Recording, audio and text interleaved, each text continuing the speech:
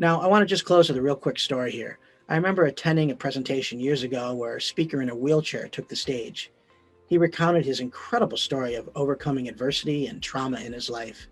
He talked about personal motivation and creating a positive meaning or outcome and learning and growing from whatever happens in life.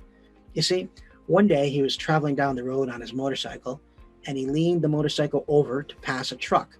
As the motorcycle leaned over, the wheels slid on the pavement and the bike hit the pavement and started to skid. Then the gas cap came off. Gasoline poured all over the road and over this man. Sparks flew and he caught on fire.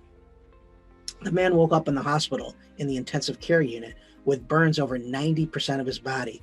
His face was all burned and scarred. He had to rely on his professional team of doctors and burn specialists and surgeons to save his life.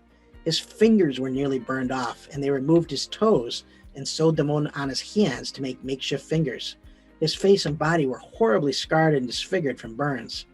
And during the early months in his painful rehabilitation, he asked himself repeatedly, why did this happen to me, and why was I so unlucky? And he quickly realized, though, that asking these questions made him feel worse rather than better. So he adjusted his approach and decided to ask himself better questions. He started to ask questions like, well, how can I turn this terrible situation to my advantage? And how can I learn and grow from this experience? And as a result of these questions, he started looking for ways to create meaning from his experience. As a result of asking these questions, he decided he wanted to get in a relationship, and he started flirting endlessly with his nurses. He was so persistent that after several months, he actually ended up getting married to one of them.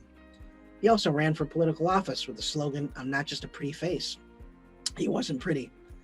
He restarted his life again. He adjusted it to his circumstances. He learned some really key things and he moved on. That took mental strength and discipline and a positive mental attitude. Years later, he was taking off in his private plane. The engine started to have problems and the plane suddenly stalled and crashed onto the runway. He was able to save his two passengers, but he was badly injured and permanently paralyzed as a result of the crash. He would now need to be in a wheelchair for the rest of his life. So he's burned up over 90% of his body. Now he's in a wheelchair. That didn't stop him.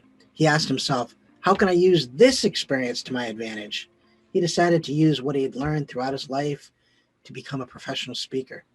Now he speaks all over the world on topics of motivation and overcoming adversity, perseverance, learning and growing from life's experience. His name is W. Mitchell.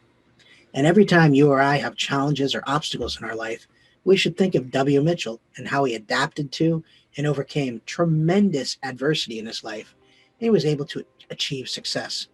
None of those terrible things are likely to happen to you, but you're going to have disappointments and setbacks in your life. You're going to have challenges. You're not always going to succeed right away. Success takes work. It takes practice and a positive attitude. You also need to be willing to be flexible, to adapt, to learn and grow from every experience in your life. Today could be one of those life-changing experiences for you if you just let it sink in and if you use it. So use this stuff. Don't waste it. It's worth its weight in gold, and it will change your life.